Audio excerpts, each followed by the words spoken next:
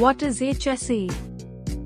HSE, Health, Safety and Environment, is a set of processes and procedures identifying potential hazards to a certain environment, developing best practices to reduce or remove those hazards, and then training employees for accident prevention, accident response, etc. The major intent of having a health, safety and environment management system dates back in time to the faulty working practices of workers in an earlier era, especially in the manufacturing industry.